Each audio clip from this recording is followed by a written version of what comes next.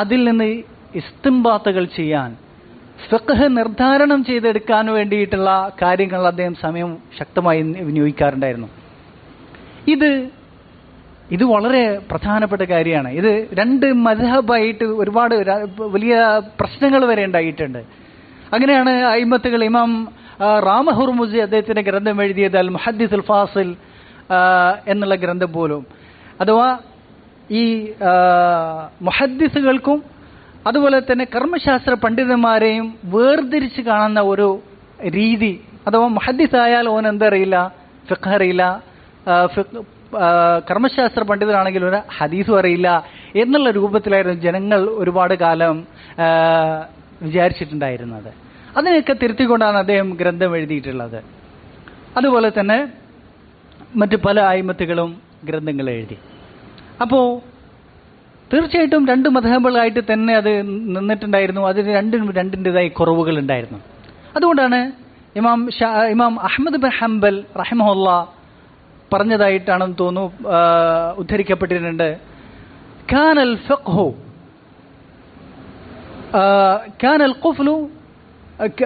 ഫിഖ്ഹു ഖുഫ്ലൻ അലൽ മുഹദ്ദിസീൻ.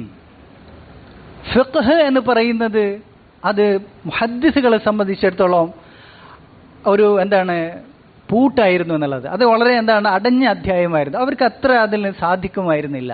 ഹത്താ ജാഅ അൽ ഇമാം ശാഫിഈ, ഇമാം ഷാഫി വരുന്നത് വരെ ഫജഅല ലഹു മിഫ്താഹൻ, അദ്ദേഹം അതിനൊരു ഒരു താക്കോലുണ്ടാക്കി എന്നുള്ളതാണ്. ഇമാം അഹ്മദ് ബിൻ ഹംബൽ പറയുന്നുണ്ട്, മാ കുന്നാ നസ്മഉ അനിൽ നാസിഖ് വൽ മൻസൂഖ് ഹത്താ ജാഅ അൽ ഇമാം അശ്ശാഫിഈ.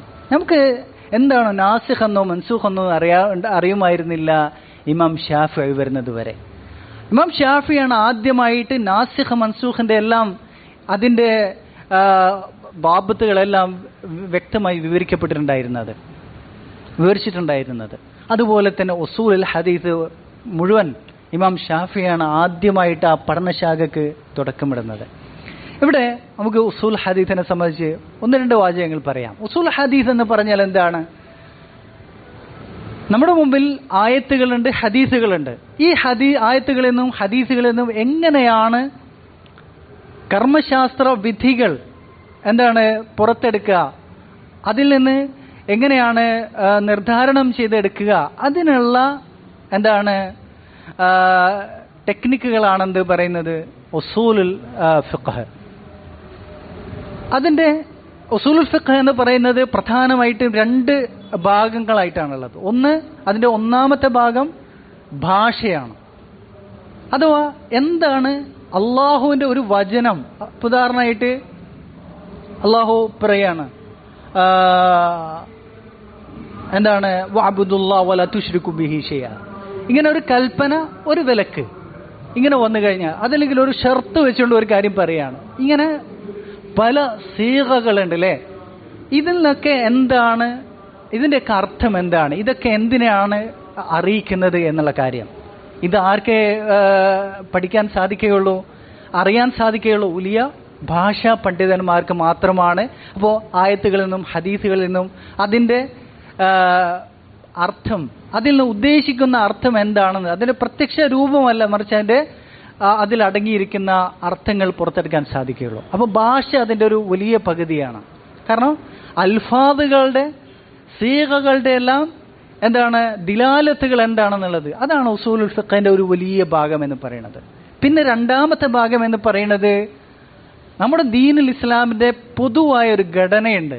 ഒരുപാട് കാര്യങ്ങൾ ദീനുൽ ഇസ്ലാം മൊത്തത്തിൽ ഉദ്ദേശിക്കുന്ന കാര്യങ്ങളുണ്ട്, പൊതുവായ മാനികളുണ്ട് അല്ലേ?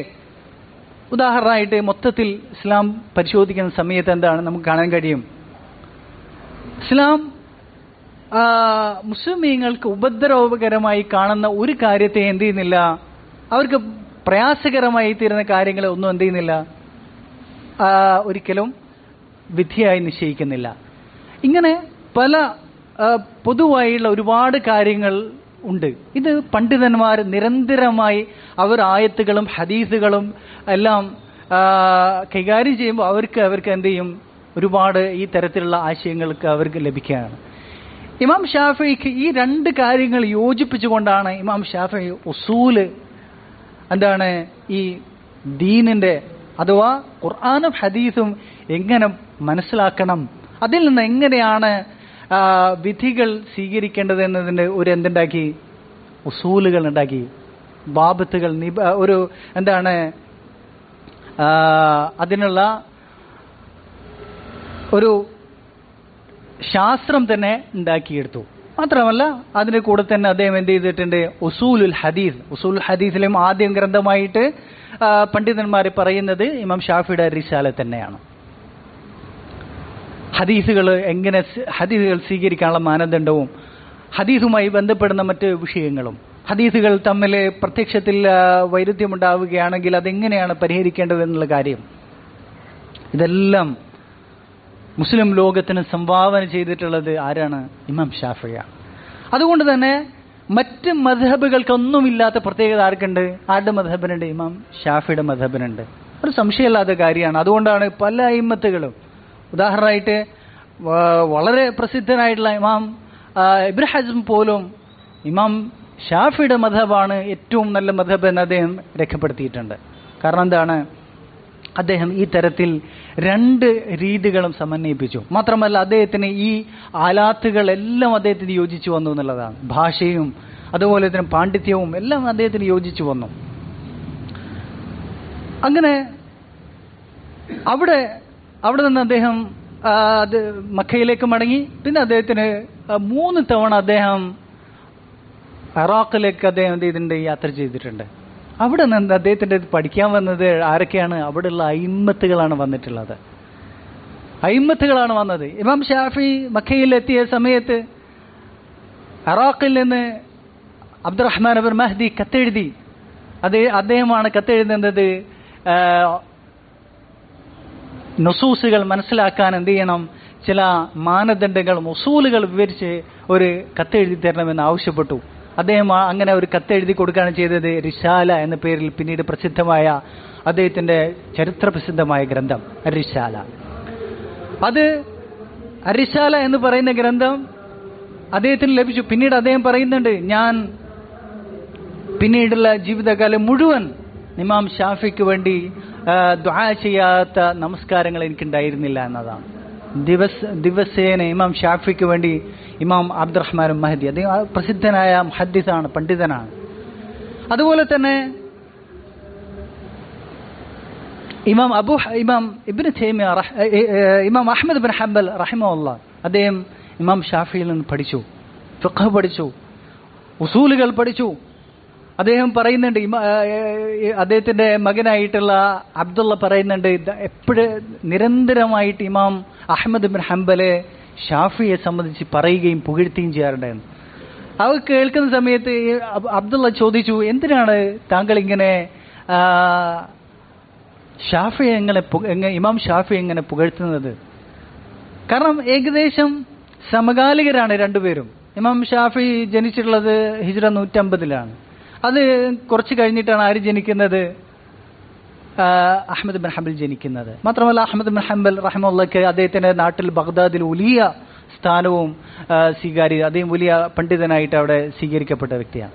എന്നിട്ടും ഇമാം ഷാഫിയിൽ നിന്ന് ഇമാം ഷാഫിയെ അത് പുകഴ്ത്തുകയും അദ്ദേഹത്തിന് പഠിക്കാനിരിക്കുകയൊക്കെ ചെയ്യും.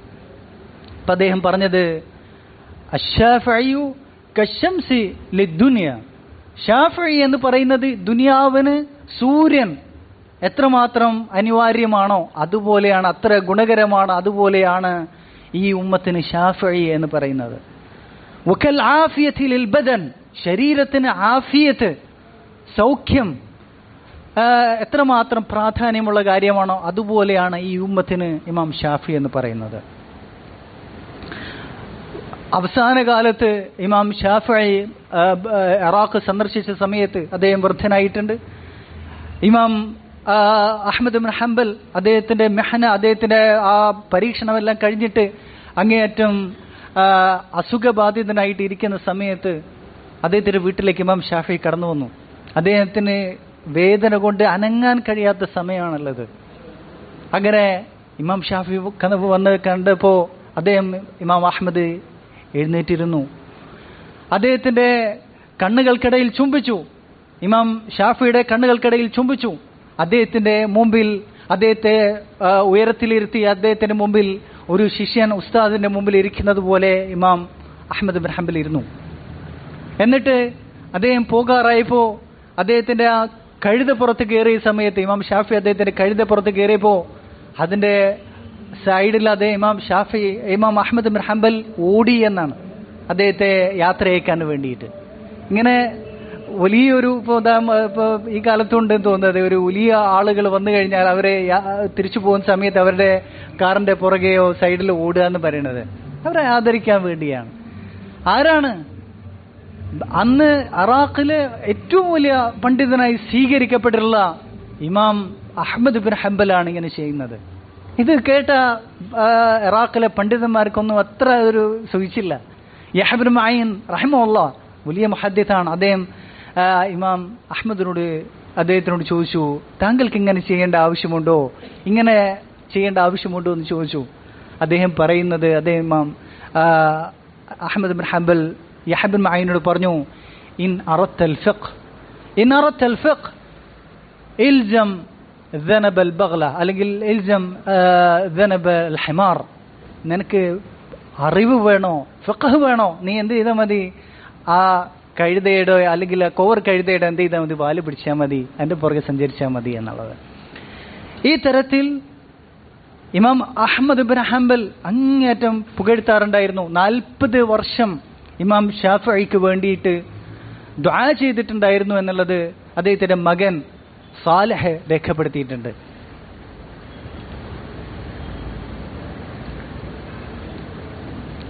അങ്ങനെ ഇറാഖില് അദ്ദേഹത്തിന്റെ പ്രശസ്തിയും അദ്ദേഹത്തിന്റെ ഇൽമും അദ്ദേഹത്തിന്റെ ആ മദ്ഹബും പ്രസിദ്ധമായി തീർന്നു. അങ്ങനെയാണ് അദ്ദേഹം പിന്നീട് എവിടത്തേക്കും പോകുന്നത്, അങ്ങ് ഈജിപ്തിലേക്ക് പോകുന്നത്. അദ്ദേഹം വൃദ്ധനായ 50 വയസ്സായപ്പോഴേക്കാണ് ഈജിപ്തിലേക്ക് പോകുന്നത്. എന്ന് പറഞ്ഞാൽ ഹിജ്റ 200-ലാണ് എവിടത്തേക്ക് പോകുന്നത്. 200 കഴിഞ്ഞിട്ടാണ് 200-ലാണ് അദ്ദേഹം ഈജിപ്തിലേക്ക് പോകുന്നത്. ഈജിപ്തിന്റെ പ്രത്യേകത എന്താണ്? ഈജിപ്തിനെ കുറിച്ച് സാധാരണ പറയാറുള്ളത് ഉമ്മുദ്ദുനിയ, ദുനിയാവിന്റെ ഉമ്മയാണെന്നാണ് പറയാറുള്ളത്. കാരണം എല്ലാം എവിടെയുണ്ട്? ഈജിപ്തിലുണ്ട്. എല്ലാ നാഗരികതയുടെയും സാകല്യം അത് എല്ലാ കാലത്തും ഈജിപ്തിലുണ്ട്. എല്ലാ ഹക്കും ബാത്തിലും ബിദ്അത്തുകളും സുന്നത്തും എല്ലാ കുഫറും എല്ലാം എവിടെയുണ്ട്? ഈജിപ്തിലുണ്ട്. മാത്രമല്ല ഈജിപ്തിൽ ഒരു കാര്യം പ്രസിദ്ധമായി കഴിഞ്ഞാൽ പിന്നെന്ത് ചെയ്യും? അത് ലോകം മുഴുവൻ പ്രചരിക്കും എന്നുള്ളതാണ്. കാരണം ഈജിപ്ത് ലോകത്തിന്റെ കേന്ദ്രമാണ്. എല്ലാവരും അറിവന്വേഷിക്കാനും എല്ലാത്തിനും പോകുന്നത് എവിടത്തേക്കാണ്? ഈജിപ്തിലേക്കാണ്. അതുകൊണ്ട് തന്നെ ഇപ്പോൾ ഈ കാലഘട്ടത്തിൽ നമ്മൾ പരിശോധിക്കുന്ന സമയത്ത് എല്ലാം നോക്കുക, സാഹിത്യ മേഖല നോക്കുകയാണെങ്കിൽ, അറിവിന്റെ മേഖല നോക്കുകയാണെങ്കിൽ, അതുപോലെ തന്നെ എല്ലാ ഖുറാഫാത്തുകളുടെയും എല്ലാ ഷിർക്കിന്റെയും എല്ലാ ഇൽഹാദിന്റെയും എല്ലാം കേന്ദ്രം എവിടെയാണ്? ഈജിപ്താണ്. നമ്മുടെ നാട്ടിലേക്ക് എല്ലാം വന്ന് എഴുതാണ്, ഇസ്ലാഹിയത്താണെങ്കിലും കുത്തുബിയത്താണെങ്കിലും, കുത്തുബിയത്ത് പറഞ്ഞാൽ മറ്റേ പദ്യമല്ല, മറിച്ച് എന്താണ് സയ്യിദ് ഖുത്ബിന്റെയൊക്കെ ആശയങ്ങൾ, എല്ലാം വന്നിട്ടുള്ള എവിടെ നിന്നാണ്? ഈജിപ്തിൽ നിന്നാണ്. കാരണം ഈജിപ്തിന് അങ്ങനെ ഒരു പ്രത്യേകതയുണ്ട്.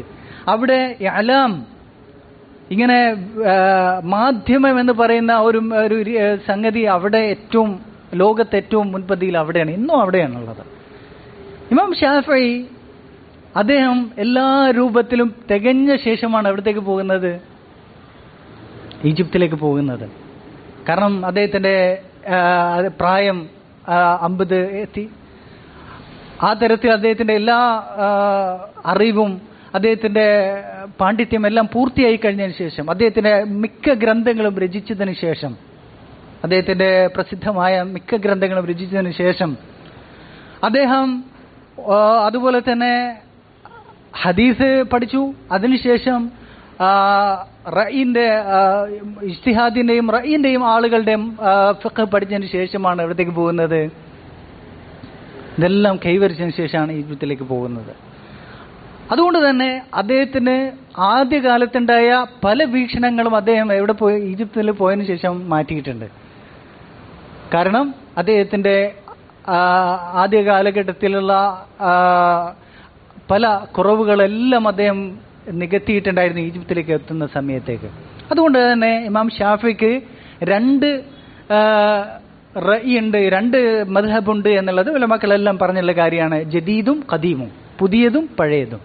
പുതിയതെന്ന് പറഞ്ഞാൽ ഈജിപ്തിൽ എത്തിയതിനു ശേഷമുള്ള അദ്ദേഹത്തിൻ്റെ വീക്ഷണങ്ങൾ, ഈജിപ്തിലേക്ക് എത്തുന്നതിന് മുമ്പുള്ള അദ്ദേഹത്തിൻ്റെ വീക്ഷണങ്ങൾ പഴയതായിട്ടാണ് എന്ത് ചെയ്യുന്നത്, പരിഗണിക്കപ്പെടുന്നത്. അങ്ങനെ ഈജിപ്തിലേക്ക് അദ്ദേഹം എത്തി. അവിടെ അദ്ദേഹത്തെ സ്വീകരിക്കാൻ അവിടുത്തെ ഭരണാധികാരികളും പണ്ഡിതന്മാരും അവിടുത്തെ പ്രമുഖന്മാരും പൗരപ്രമുഖന്മാരും അതുപോലെ തന്നെ കാരണവന്മാരെല്ലാം എത്തി. വലിയ സ്വീകരണം. കാരണം ആരാണ്? ഇമാമുദ്ദുന്യ. എല്ലാ ഗുണങ്ങളും ഒത്തുചേർന്ന ഒരു വ്യക്തിയാണ്. കാരണം അദ്ദേഹത്തിൻ്റെ എല്ലാ കാര്യത്തിലും, അറിവിൻ്റെ വിഷയത്തിൽ മാത്രമല്ല, ഇബാദത്തിൻ്റെ വിഷയത്തിൽ, ഉദാരതയുടെ വിഷയത്തിൽ, ഇങ്ങനെ എല്ലാ വിഷയത്തിലും മുൻപന്തിയിലുള്ള വ്യക്തിയാണ്. ഇമാം ഷാഫി ഈജിപ്തിലേക്ക് എത്തുന്ന സമയത്ത് ഈജിപ്തിൻ്റെ ഒരു പ്രത്യേകത എന്താണ്? ഈജിപ്തുകാരെല്ലാം മാലിക്കുകളാണ്.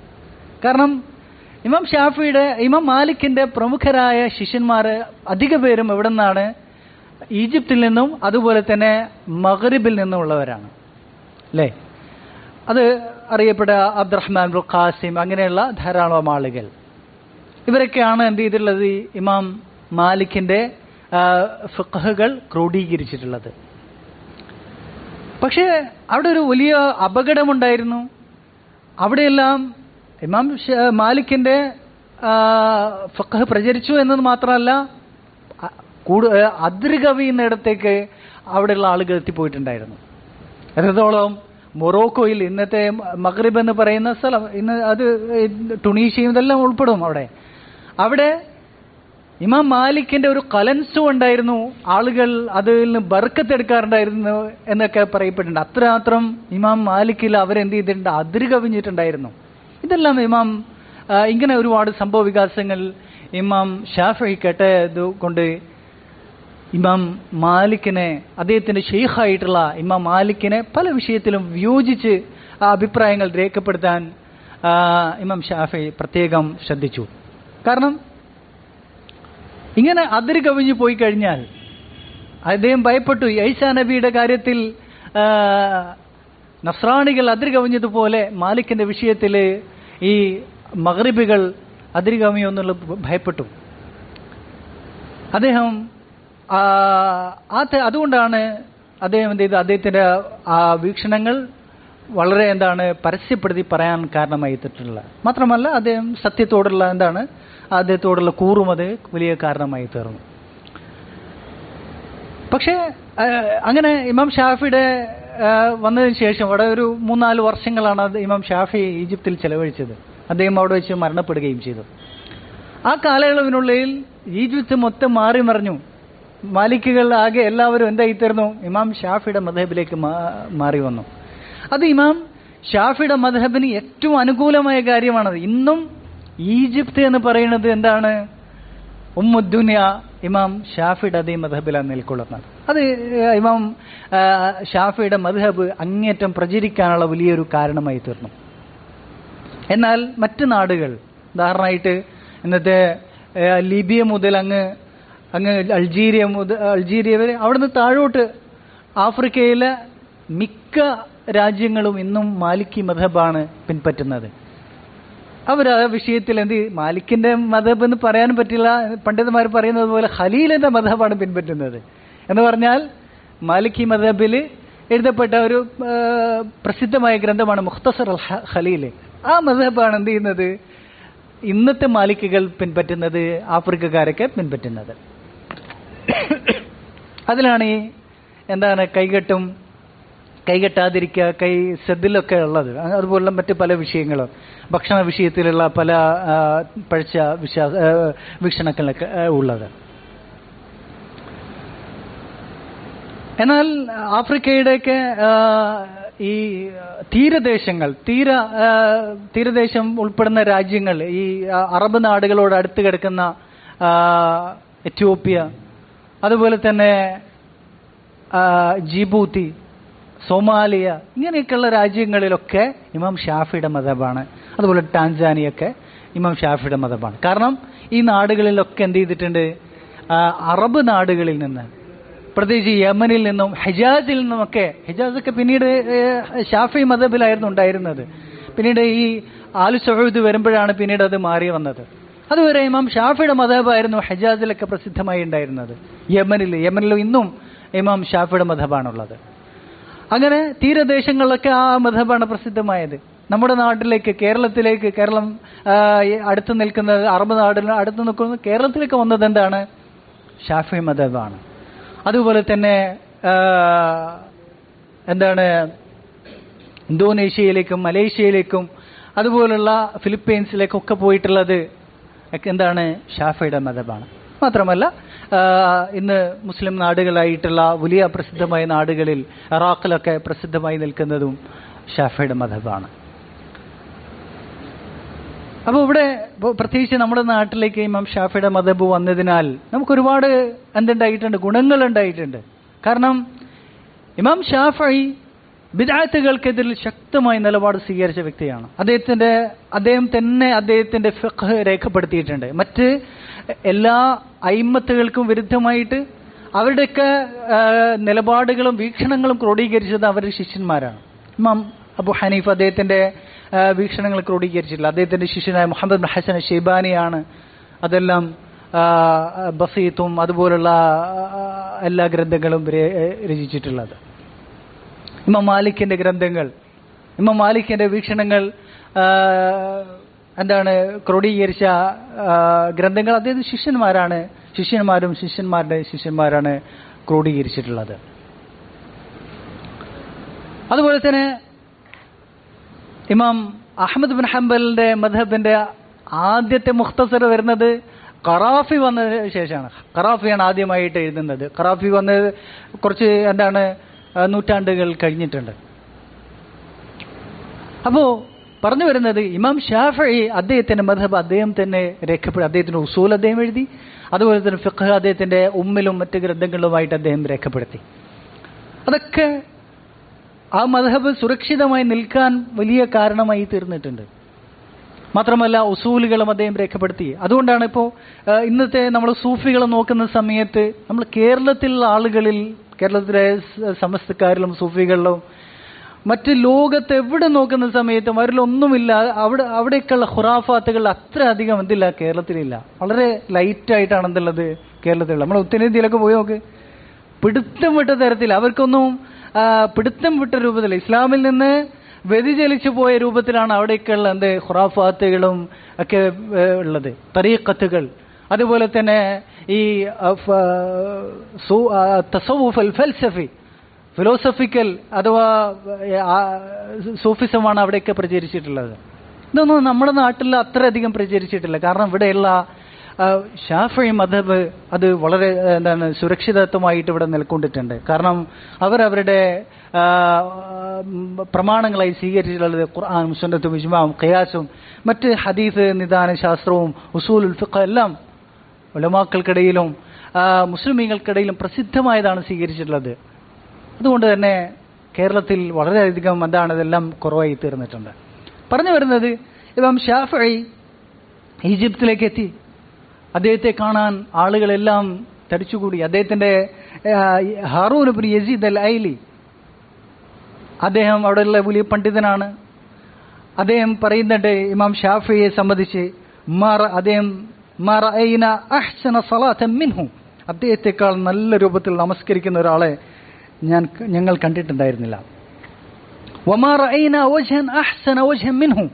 അദ്ദേഹത്തിന്റെ മുഖത്തേക്കാൾ പ്രസന്നമായ ഭംഗിയുള്ള മുഖം ഞങ്ങൾ കണ്ടിട്ടില്ല.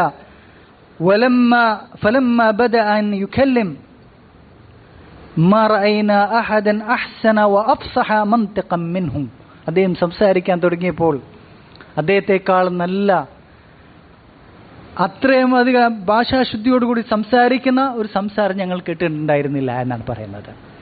ഇങ്ങനെ ഞാൻ പറഞ്ഞതുപോലെ എല്ലാ ആളുകൾ സ്വീകരിക്കാൻ കാരണമായി തീരുന്ന എല്ലാം അദ്ദേഹത്തിൽ യോജിച്ചിട്ടുണ്ടായിരുന്നു എന്നുള്ളതാണ്. പെട്ടെന്ന് തന്നെ ഇമാം ഷാഫിയുടെ വീക്ഷണങ്ങൾ ഈജിപ്തിൽ പ്രസിദ്ധമായി തീർന്നു. ഒരുപാട് ശിഷ്യഗണങ്ങൾ പ്രസിദ്ധരായിട്ടുള്ള ഇമാം മുജനിയെ പോലെ, റബീഅയെ പോലെ, ബോയിത്തയെ പോലെ ധാരാളം അയിമ്മത്തുകൾ അദ്ദേഹം ശിഷ്യന്മാരായി തീർന്നു. മാത്രമല്ല